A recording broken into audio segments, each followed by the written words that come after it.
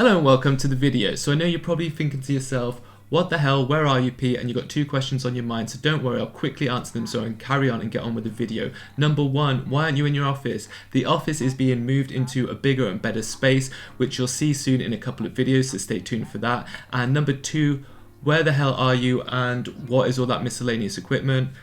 We are in our living room. It's pretty funky, and yeah, we do have some miscellaneous items. I'll quickly show you them right now.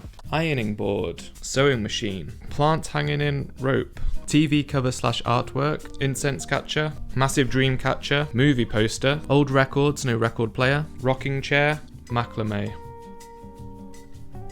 Right, I'm glad we got all that out of the way, and now we can relax and enjoy the video. So today I'm going to be talking about sleep. Sleep is probably the most important thing when it comes to health and wellness, and I don't say that lightly. When you think of all the factors that come to optimal health and wellness, nutrition, activity level, stress, and sleep, they all affect one another, but if you don't sleep well, probably means your energy levels are going to be low, which then probably means you're not going to be active. If you're not going to be active, you're probably going to feel a bit lethargic and need a bit of a boost. You're probably not going to eat very good, so your nutrition's going to be bad, and probably because you're feeling low and down in energy, you're probably going to be stressed out. On the other hand, if you sleep and you feel good, you wake up, you feel good, you've got lots of energy, you do your workout, you're active, you then eat something nice and nutritious after you're active, and you're less likely to get stressed out because you're feeling so good. So yeah, sleep is super important. It's something that I always try and optimize myself. I have a pretty good sleep schedule as it is. I go to bed pretty early, I get up pretty early. I kind of have a morning and evening routine, which are videos I've made in the past. It's something I've talked about in a previous video,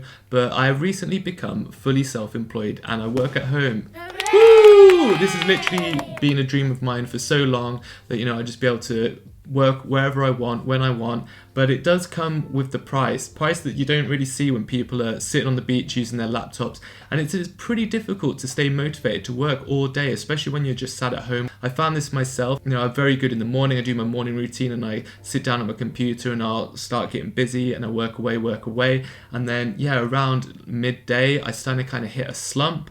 And then I don't really know what to do. I kind of, have a drink, try and work it out. And then from that day on, I feel like my productivity levels pretty much go down until I'm almost just kind of slowly working throughout the day. And this kind of makes me drag on and never feel like I never stop working, because I feel my productivity gets so slow throughout the day that I feel like I need to be working. So even if Loretta's been at work all day, I'll still be doing something when she walks through the door at like 6 o'clock at night. And I know that's stupid, and I know it's something I need to get a hold on. And that's why I'm going to show you this new app that I discovered recently that has really helped me, and maybe it will help you too. So the app is called Rise. And I've used sleep apps before. I use the one that you normally get on your Apple Watch, and it's really good. They tell you exactly how much deep sleep you've had. But the problem with these apps is they kind of just give you a number. It's with no information or regards on how to better that number. Like, I would wake up, I'd check my sleep on my phone, and it'll just give me a score, like a percentage out of 100, and it'll be like, you slept 88% last night, and I'll be like, sweet, that's cool, I'm going to be feeling good today. But then sometimes I'll do everything right, and I'll wake up and it'll say, you got a 76% last night. You're going to feel pretty rubbish today. I'd be like, what did I do? I haven't really changed anything. And then I wouldn't really know what to do, and I'll just kind of spiral in my mind all day that I'm tired today, I'm going to be tired, I'm just going to have to make up for it tonight. The sleep app uses the data and kind of teaches you how to progress your sleep and your daily behavior. So basically you open up the sleep app, and it's kind of a bit like a first date. They ask some pretty personal questions for a couple of minutes, but like a first date, it's over pretty quickly. And then after that, they give you the information on how to optimize your day, not just your sleep. So it uses a thing called your circadian rhythm. Everyone's circadian rhythm works a little bit differently, but basically this is how your energy peaks and dips throughout the day. So it is a normal thing to have like a midday slump, and this is just when your peak energy levels are drifting down and you're kind of going into a re-energizing phase. This is something I did not know about, so I got the app, downloaded it, and it kind of told me when my peaks and troughs are, and this is true to form. I was basically trying to power through and work through when I was on a dip, which is kind of counterproductive and almost like sends you backwards. Analyzing the data and using it more efficiently, I now kind of use the dips as me time. So when I wake up, I have a peak activity level for about 2 hours, and I usually hit a dip around 10:30, 11 7 a.m. I now go for a big walk or do a workout in this time, because I find in the dips it's really hard to concentrate, but if you start being physical you can actually almost give yourself some more energy. But I've also used the dip to take a nap, and it's really nice to take naps, and I see why Albert Einstein was such a big fan of them. But yeah, using the app in this way is a great way to like organize your day productively. I know this can't work for everyone, but if you're someone who works from home or you kind of make your own schedule like me, it is a very beneficial way to organize your day. It also then tells me that I have some peak energy in the evening, which is now another time I go for a walk or do something with Loretta.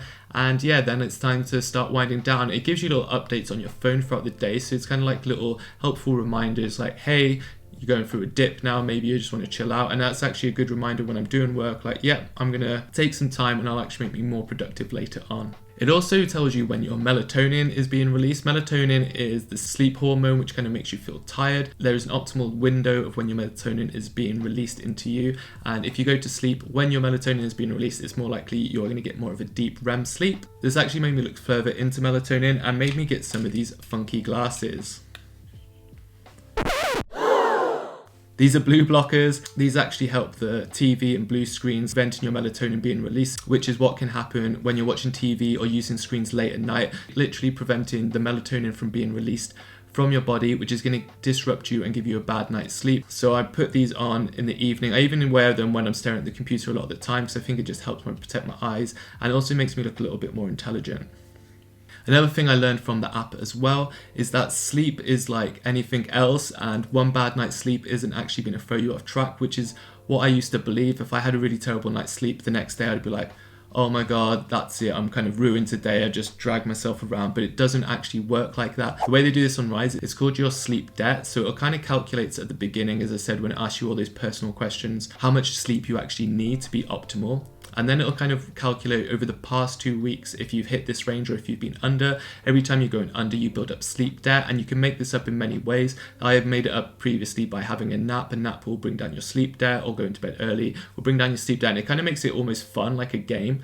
And you can kind of just like, oh, my sleep debt's a bit high, I'll definitely make sure I kind of catch up. But yeah, it's good to know that one bad night's sleep isn't going to affect anything. Kind of the same as if you eat 10,000 calories one day, it's not going to ruin your diet. It's what you do on the big scale of things, which I guess I kind of known, but I didn't realize it was like that with sleep. So yeah, it definitely helps you keep motivated, kind of makes it like a game, kind of makes it fun. And they also have lots of other information about sleep, or if you have any questions. I haven't even been through it, I've only had it for a week, but there's so much more to learn and discover. And I thought, this is a channel about health, wellness and fitness, and I know people are just expecting exercise videos and days of eating and stuff like that, but sleep is so important. If you get anything from this video, is take your sleep seriously. It is so important for your health and wellness. You can be working out really hard, you can be eating super healthy, but if you're sleeping terribly, it's almost going to be negligible to those effects. It's basically the equivalent of having a broken iPhone charger and plugging your phone, for a little bit at night, and it's not really fully charged and your phone starts working funny. Sleep is when we recharge, it's when we recover, it's when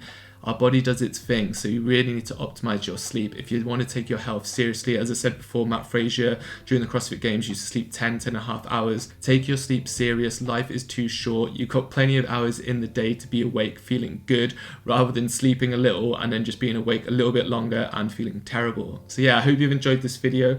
Hope you enjoyed the new surroundings. The next one should be in the new office space, which I'm super excited for, and I'll see you guys in the next one.